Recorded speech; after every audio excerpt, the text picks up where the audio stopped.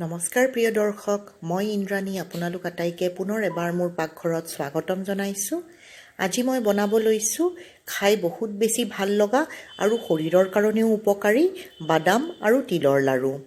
এই লাড়ুটো বনোৱাৰ পদ্ধতিটো অতি সহজ আৰু অতি কম সময়তে আৰু মাত্ৰ 3বিধ সামগ্ৰীৰে এই সুস্বাদু লাড়ুটো বনাই মই আপোনালোকৰ সন্মুখত আজি পৰিৱেশন কৰি দেখাম।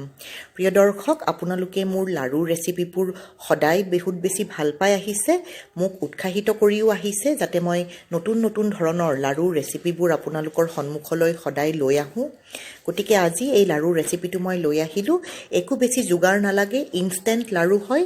একেবাৰে লাষ্ট মোমেণ্টত মন গ'লেও আপোনালোকে এই লাড়ুটো বনাই নিজৰ আলহী অতিথিকো খুৱাব পাৰিব আৰু ঘৰৰ মানুহখিনিকো খুৱাই সন্তুষ্ট কৰিব পাৰিব।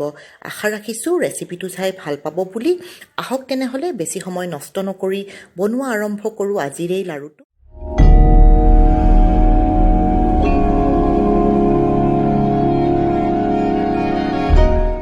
প্ৰিয় দৰ্শক, তিল আৰু বাদামৰ লাড়ু বনাবৰ কাৰণে এবাটি তিল লৈছোঁ। মই বাকলি চেলোৱা বগা তিল ব্যৱহাৰ কৰিছোঁ। আপোনালোকে মন পচন্দৰ তিল ব্যৱহাৰ কৰিব। দুবাটি গুড় লৈছোঁ। গুড়খিনি মই মিহি মিহিকৈ কাটি লৈছোঁ কটাৰীৰে।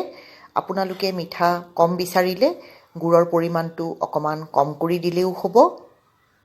আৰু এয়া বাদাম লৈছোঁ এবাটি। যিমান তিল সিমান বাদাম ল'ব লাগিব, গতিকে এবাটি বাদাম লৈছোঁ। এতিয়া প্ৰথমতে টাৱাখন গৰম কৰি তিলখিনি সুন্দৰ এটা গোন্ধ ওলোৱালৈকে মিডিয়াম টু ল' ফ্লেমত লৰাচৰা কৰি ভাজিব লাগিব। এয়া তিলখিনি ক্ৰেকেল হ'ব ধৰিছে। এয়া তিলখিনি ভজা হৈ গ'ল। গেছ বন্ধ কৰি দিম আৰু এখন প্লেটত তিলখিনি ঢালি থৈ দিম ঠাণ্ডা হ'বৰ কাৰণে। এয়া তিলৰ কালাৰটোও চেঞ্জ হৈছে, আপোনালোকে চাব পাৰিছে।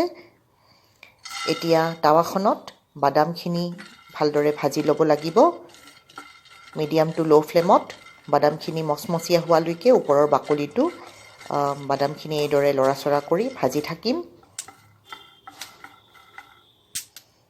এয়া আপোনালোকে চাব পাৰিছে বাদামবোৰো ফুটিব ধৰিছে আৰু ওপৰৰ বাকলিটোও ৰঙচুৱা হৈ গৈছে। এয়া গেছ বন্ধ কৰি দিলোঁ আৰু বাদামখিনিও ভালদৰে ঠাণ্ডা হ'বৰ কাৰণে এখন প্লেটত ঢালি থৈ দিলোঁ। এতিয়া বাদামখিনি সম্পূৰ্ণৰূপে ঠাণ্ডা হৈ যোৱাৰ পিছত মচমচীয়া হৈছে বাকলিবোৰ। এইদৰে 2 হাতৰ তলুৱাত মোহাৰি মোহাৰি বাদামৰ বাকলিবোৰ এইদৰে চেলোৱাৰ চেষ্টা কৰিম। বৰ সহজভাৱে বাদামৰ বাকলিবোৰ এইদৰে এৰি যায় ঠাণ্ডা হোৱাৰ পিছত। এয়া চাওক, এতিয়া বাকলিখিনি এইদৰে অকণমান জাৰি পেলাই দিছোঁ। বাদামখিনি ৰেডি কৰি ল'লোঁ। এয়া বাদাম ৰেডি হৈ গ'ল। এতিয়া এটা গ্ৰাইণ্ডিং জাৰত বাদামখিনি ঢালি দিছোঁ। এইখিনি পাউডাৰ বনাব লাগিব। লগতে একেলগে তিলখিনিও ঢালি দিছোঁ। দুইখিনি একেলগে এটা ফাইন পাউডাৰ বনাই ল'ম, ভালদৰে গ্ৰাইণ্ড কৰি ল'ম। এয়া চাওক, বাদাম আৰু তিলৰ মিশ্ৰণটো ৰেডি হৈছে। এতিয়া ইয়াতে গুড়খিনি যোগ কৰি দিম। মই আগতেও কৈছোঁ গুড় মই 2 বাটি ব্যৱহাৰ কৰিছোঁ, যিহেতু মই এবাটি বাদাম আৰু এবাটি তিল ব্যৱহাৰ কৰিছোঁ।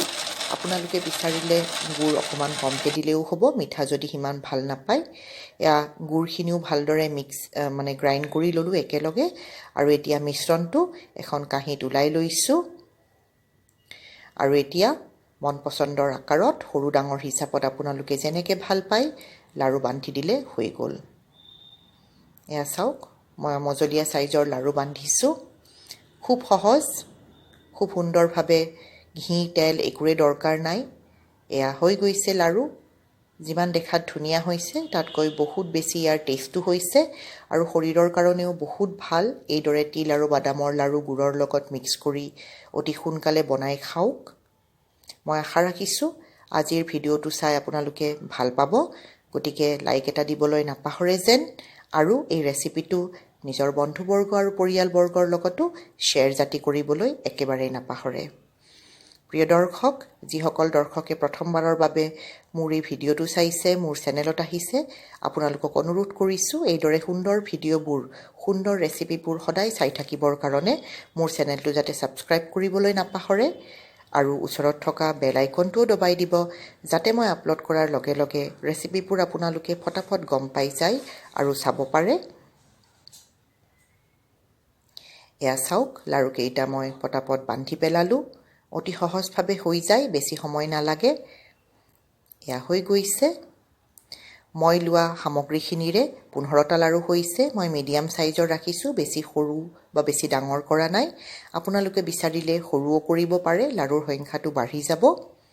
প্ৰিয় দৰ্শক, আশা ৰাখিছোঁ আজিৰ এই ৰেচিপিটো চাই আপোনালোকে ভাল পোৱা বুলি। গতিকে পুনৰবাৰ মনত পেলাই দিছোঁ, লাইক এটা দিবলৈ নাপাহৰে যেন।